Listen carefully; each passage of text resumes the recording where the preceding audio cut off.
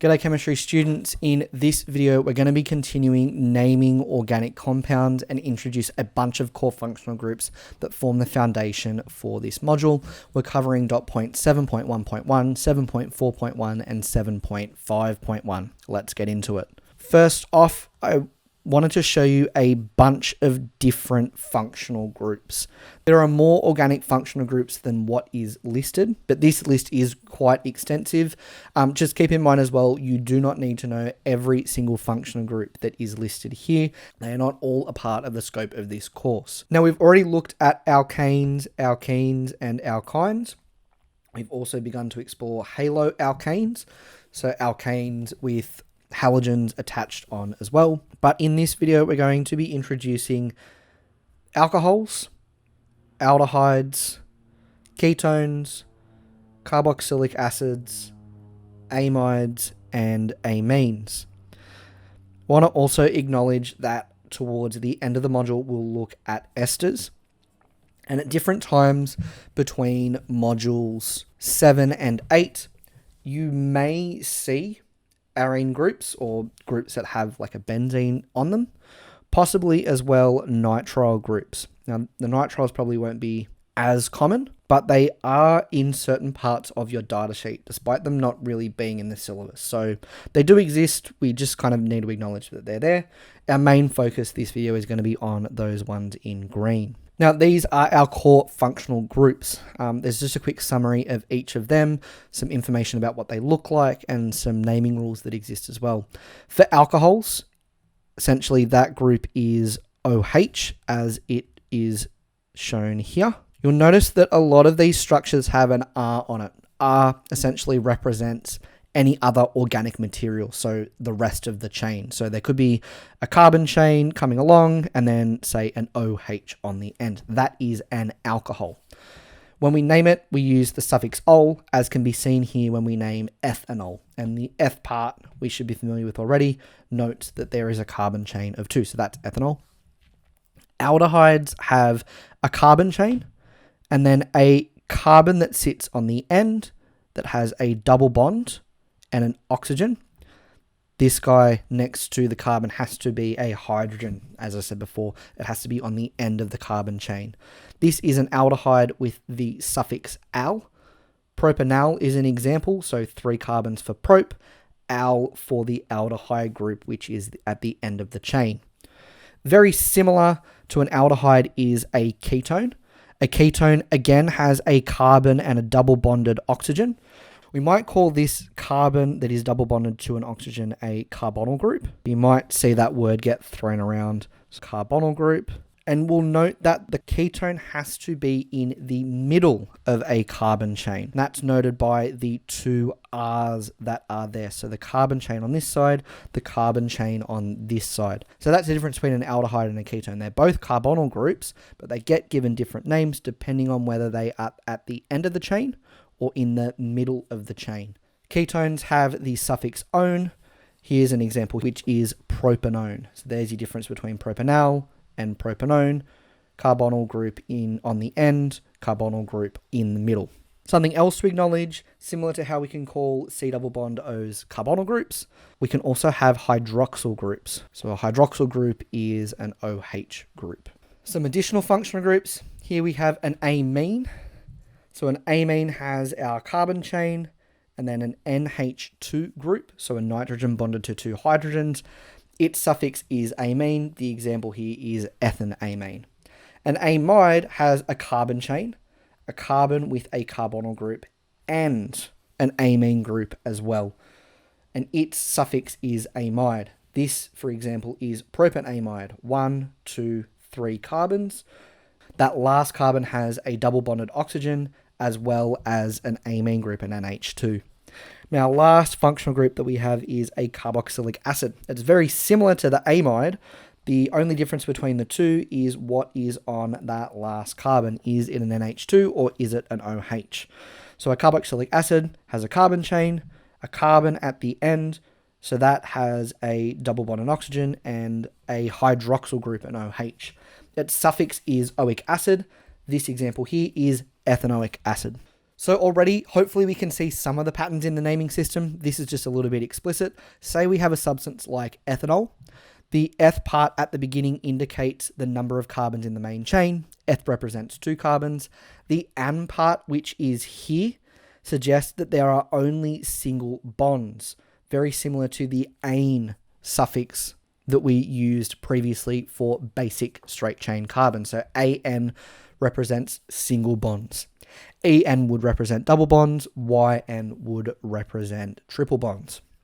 Then the suffix at the end, in this case ol, it represents our functional group. And for ethanol, that is an alcohol group or an ROH.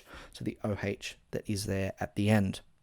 What we can also do is name the position of our functional group. So using all of the naming rules that we sort of already know, we can identify the functional group, use our suffix, but also number the position of that functional group on a carbon chain.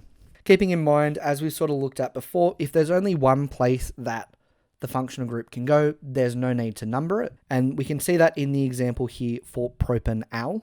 So we have a carbonyl group, which is sitting at the end of the carbon chain. It's an aldehyde. If the carbonyl group is here, it's propan 1-al. If the carbonyl group is here, then it's still propan 1-al. If the carbonyl group was on the middle carbon, then it would become a ketone and have a completely different name altogether. It would be propanone. So because we can only call it propan 1-al, it's not necessary to put the 1 in. You won't get marked down if you do. Similarly, for this compound here, we have a carbon chain of 6.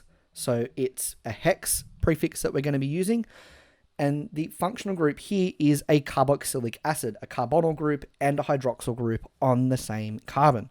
So we use the suffix oic acid, so hexanoic acid. For the last 3, we do need to use numbers. And as we've used as a general rule before, we always want to yield the smaller set of numbers when naming the chemical. So we number our chain accordingly. For this first one, we have a carbon chain of 5 and a functional group of NH2. That is an amine. So it is called pentan 1 because it's on the first carbon, amine. For the next one over here, carbon chain of 4, that's going to be a butane chain. We also have a single hydroxyl group, which is an alcohol suffix ol. Now the alcohol is on the second carbon, so we call it butan for the chain, 2 for the position, ol for the alcohol. And our last one here, we have 1, 2, 3, 4, 5 carbons. That's a penta prefix.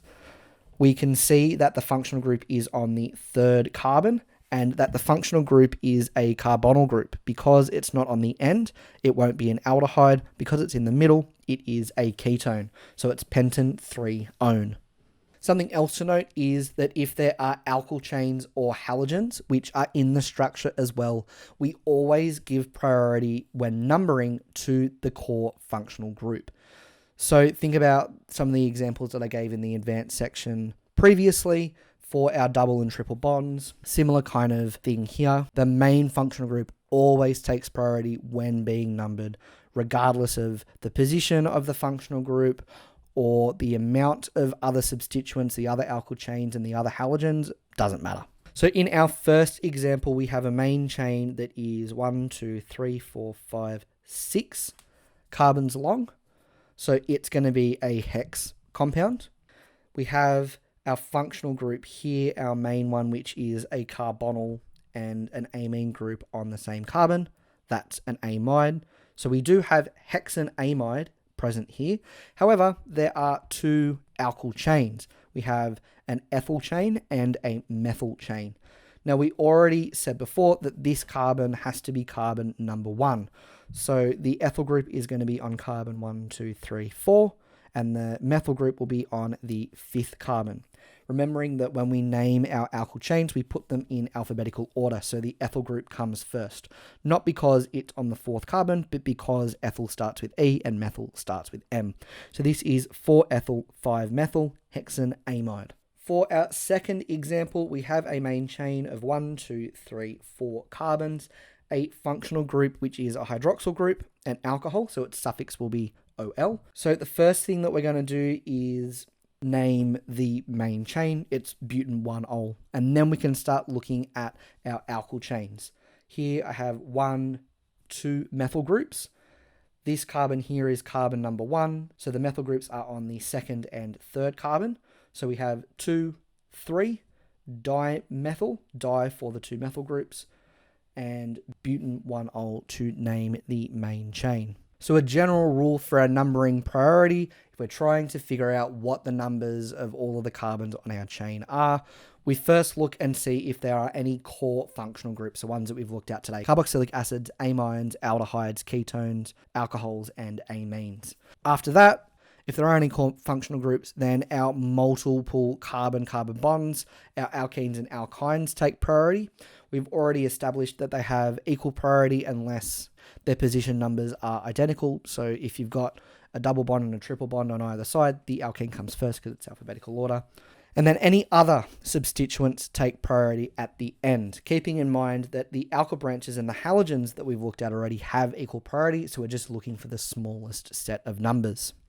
Some advanced rules, again, could be a little bit more complicated than is needed for the scope of the course, but if you can do these, you can do any other question easy peasy.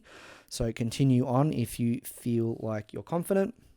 The first thing that I want to look at is if we have double and triple bonds and core functional groups in the same molecule, what do we do? Well, the first thing that we can do is replace our "an" that we keep putting in the middle of our name with "n" or "ein", depending on whether there's double or triple bonds.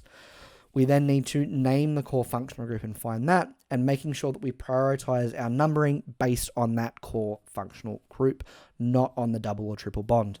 So in this example here, we have a carbon chain with 1, 2, 3, 4, 5, 6, 7 carbons, a double bond, and an alcohol group. So we start with hept because there are 4 carbons in the chain, but we number the alcohol first because it's one of those core functional groups, which means that the double bond starts on the 6th carbon. So it's hept 6 N1-ol. In our second example, we have a main chain which is 1, 2, 3, 4 carbons long. So it's going to be a buta chain. We have double bonds and we have a core functional group here, our amine. This is going to take priority for numbering. So our carbons are going to go 1, 2, 3, 4 from right to left. Because of that, the double bonds are going to be on carbon 2 and 3. So it's buta 2, 3, di-N. So for our 2 double bonds, and then 2 amine to name the functional group. So the next question becomes, what happens if we have multiple functional groups on the same substance? So the next set of examples that I want to look at are situations where we have multiple identical functional groups on the same molecule. So when this happens, we just need to use one of our numbering prefixes to identify the number of identical groups. That's our di-tri-tetra set. So here I have 1, 2, 3 different alcohols. It's going to be named a triol. We also need to identify the main chain here, which has 1, 2, 3, 4, 5, 6 carbon. So it's a hexane. So it's hexane, and then there are 2 hydroxyl groups on the 1, so 1, 1, and 2 triol. In our second example, we have 2 triple bonds and 2 amine groups on a carbon chain that is 1, 2, 3, 4, 5, 6 carbons long. We need to number this carbon here as number 1 because the amine group takes priority over the triple bonds. So it's going to be hexa 3, 5 di-ine for our 2 triple bonds and 1, 1 diamine for our functional group. The last thing that I've acknowledged here is that molecules with multiple types of core functional groups, so that might be a carboxylic acid and an amine, or an amide and a ketone. When you get lots of functional groups in the one molecule, the naming rules get really, really complicated. We actually use all sorts of different prefixes, which we've not learnt about and are definitely not a part of scope of this course. And there's a whole bunch of different priority rules and all sorts of stuff, and it gets really, really, really messy. So I'm not going to go into full detail about how to do that. If you want to look it up yourself, you're more than welcome to. But here's an example here. Here we have a hydroxyl group, a carbonyl group, so an alcohol and a ketone, as well as a carboxylic acid. The alcohol gets the prefix hydro, the ketone gets the prefix oxo, and because the carboxylic acid has the highest priority, this is carbon number 1, and it still gets to have the suffix, and we end up calling it 7-hydroxy-5-oxoheptanoic acid. Again, that goes definitely well beyond the scope of this course. Thank you very much, everyone. In the next video, we're going to be looking at a few extra naming rules for, in particular, our alcohols, amines, and amides. So we've looked at some of the basic state, but we're going to expand on those a little bit more. We're actually going to be looking at this concept of primary, secondary, and tertiary organic compounds as well. And that has a little bit to do with how we can name alcohols, amines, and amides slightly differently. But until then, have a good one.